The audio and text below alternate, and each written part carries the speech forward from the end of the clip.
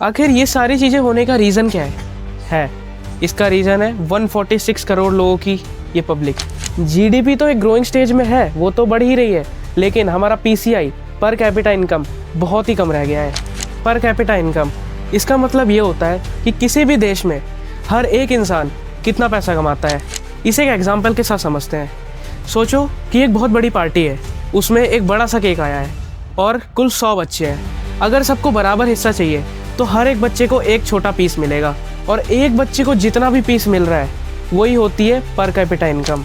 USA की total population है 340 million और उनकी पर कैपिटा इनकम $73,000 टू $83,000 तक है। चाइना की पर कैपिटा इनकम $13,000 टू $14,000 तक है और इंडिया की पर कैपिटा इनकम सिर्फ 2,800 टू 2,900 ही है। इसका मतलब साफ है कि इंडिया के पास चाहे कितना भी बड़ा केक हो, मिलेगा सबको एक छोटा पीस ही।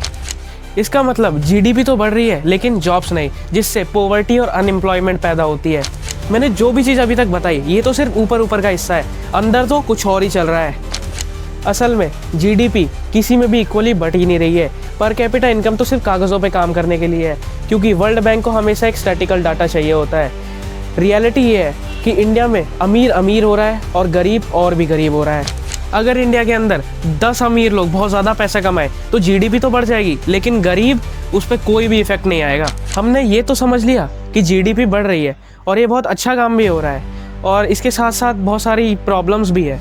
लेकिन अब जो मैं आपको बताने जा रहा हूँ वो या तो बहुत कम लोगों को पता होगा, और अगर पता भी होगा तो आधा अधूरा या फिर गलत पता होगा। इंडिया में सभी कुछ बढ़ रहा है, जीडीपी, इकोनॉमी, पॉवर्टी, इन्फ्लेशन, हर चीज़ बढ़ रही है।